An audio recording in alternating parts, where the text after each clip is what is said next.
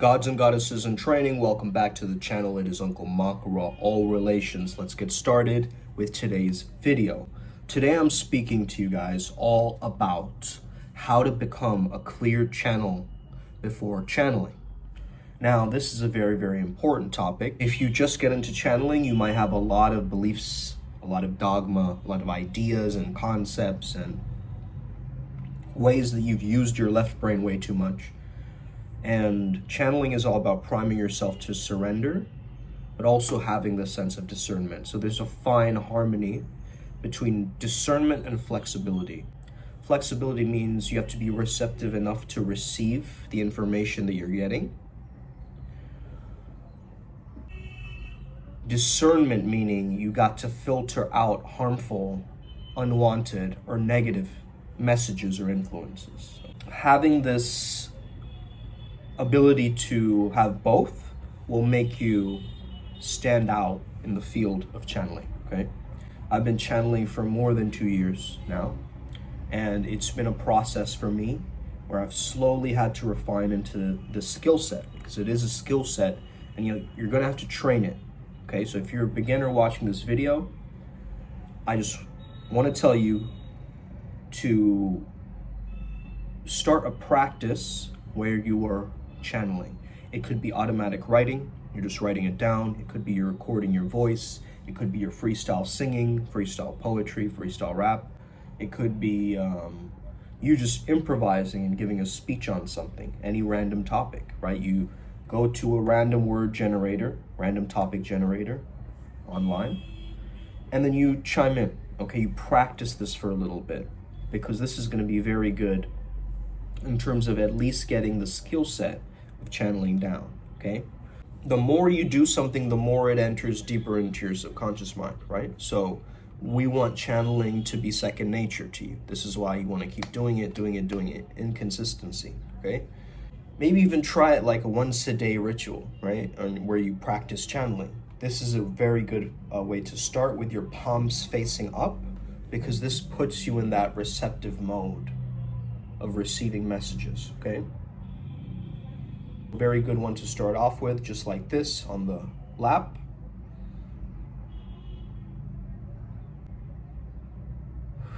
And with your exhales, just let go of any tension, any residue, any gunk, anything that's kind of holding you back from channeling, okay? So do it with me.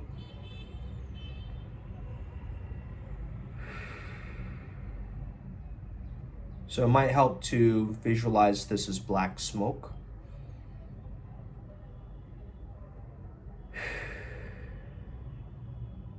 Okay, good. Now, to be a powerful channel, you got to understand.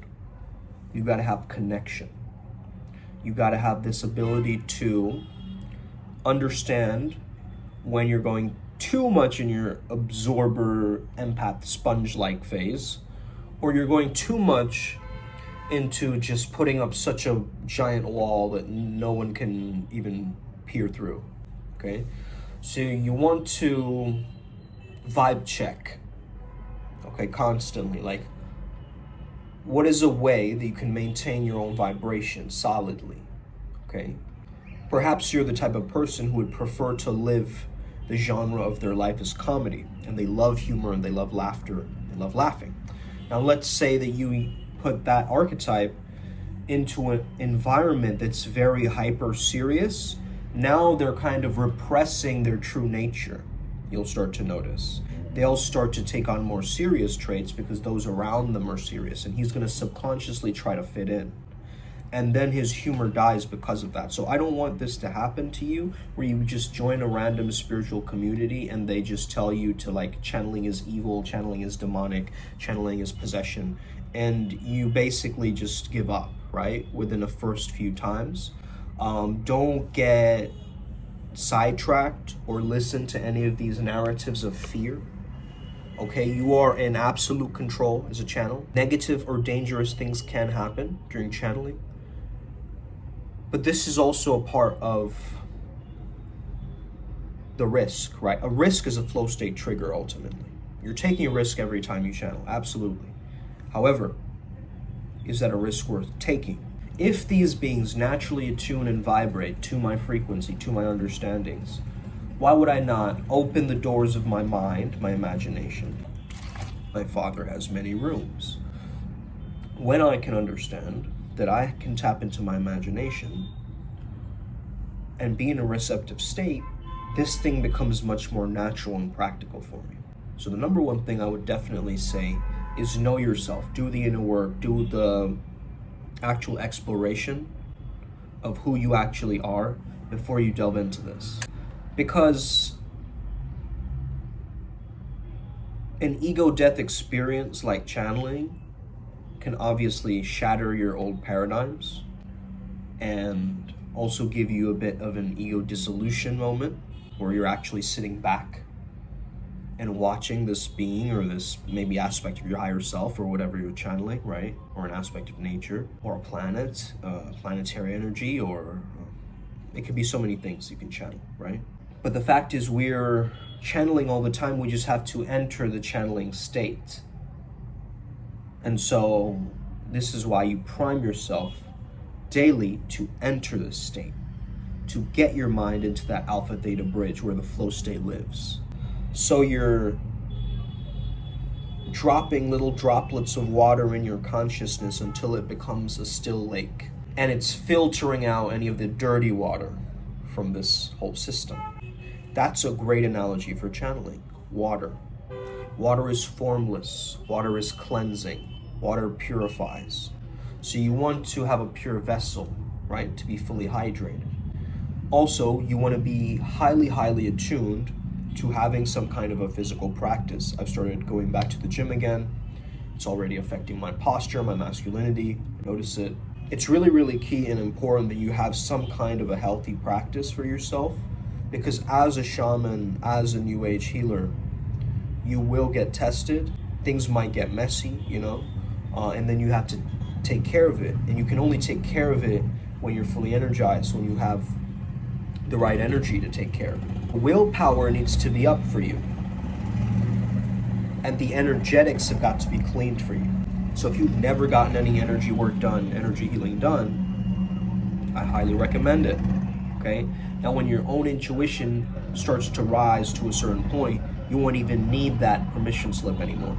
You will be able to just clean yourself. And this is the empowerment that I want to give you today, is it is definitely possible to heal thyself.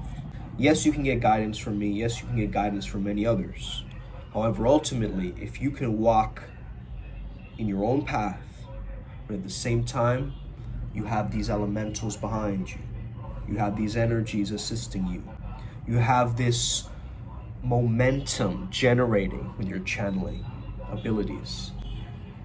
You're going to start noticing a lot of things manifesting very quickly, because you need to be in a high vibration at times to be able to pull in this high vibrational wisdom from a lot of these beings.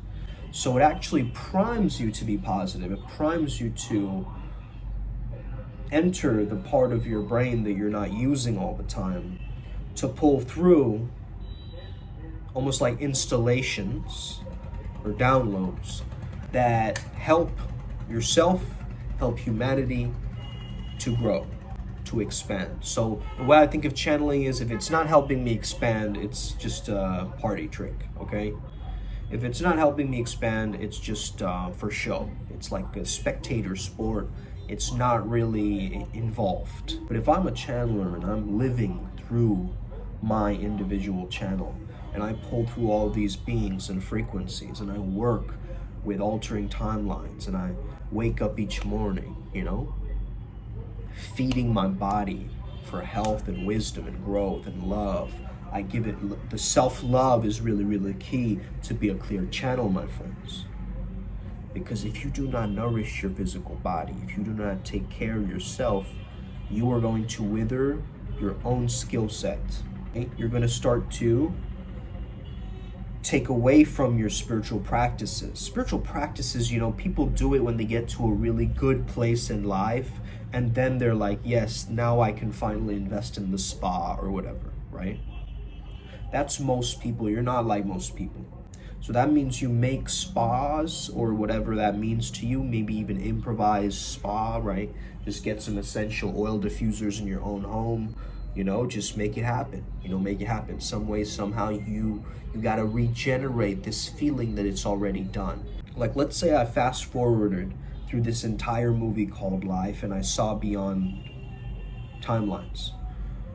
That would be kind of mind altering to me, right? I wouldn't be able to go back to just working a regular job or something, right? Probably. So breaking paradigms really is an understanding that we got to discover when it comes to channeling, okay? Because you as a channel are tuning or priming yourself with this specific energy signature. Let's use one example, okay? Let's use an example that everybody knows. We can use Odin, okay? Father Odin, Sir Odin. So let's say that I am channeling Father Odin. Before I even channel, I tune into his energy and I just imagine his face in front of me or something like this. And then I ask him, are there any attunements or offerings that you'd like, or would you like any tributes before we begin? Right? Out of respect, out of sheer respect, okay? Now, maybe I'll receive some downloads from that energy, okay? Maybe I won't. Doesn't matter. That's not why I'm doing it. I follow the process. He tells me something very particular about sacrifice. I write it down, okay? Then I think of some questions that I want to ask him. I write those down. Then I play something related to Odin, like an Odin documentary or an Odin TV show or an Odin action figure. I pull up all the different kinds of Odin that there are in the multiverse. And I immerse myself into that world. This is like a process of immersion even before the channeling has happened, right? And this is going to be very unique to you, this video right here. Because a lot of channels, they'll just be like, other channels, they'll just tell you like, you just gotta meditate and just close your eyes and envision that your chakras are burning with light. Okay, cool. Sure. Pretty images. However, let's get to the technique. This is what I'm interested in, man. It's just refining things like that. Keeping it just... Next thing, let's get it. And you gotta really know the voice of your ego, okay?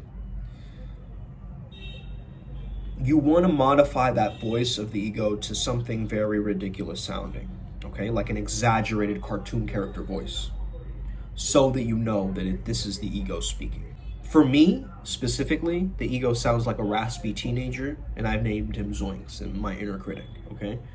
So, he'll be like, oh my God, I don't know, man, I don't want to do this.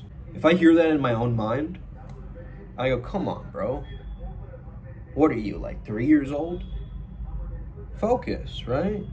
Let's go, right? So I can talk back to that part of me, that ego. But like, what if they don't accept you, man? What if they don't accept you, bro? Will I still accept them? No matter what.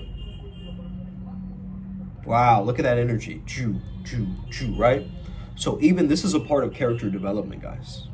Like, really think about it. But you will be channeling a certain being, a certain entity, and then your ego will come in. Like, maybe we should make this sound a little bit cooler. Maybe we should add something to this that'll make the channeler seem more epic. Okay? Like, it'll come in with some weird, like, dogma or agenda or like a hidden talisman, right? Like something like this. It'll come in secretly sus, super like just what the... And you gotta cut it out. You gotta be like, nope, not now, right? Now we're doing this. Now we're doing this, right? And so you keep your mind very sharp. This is why it's good to focus in on one thing. What I do is I initially just absorb myself into this voidness, and I let my mouthpiece take over. I'm more of an audio shaman, so I'm receiving it through my ears anyway, the messages. And I immediately just drop it down here, have my vocal cords express it, and then I tune it into my other chakras as necessary, but it doesn't really need to go there.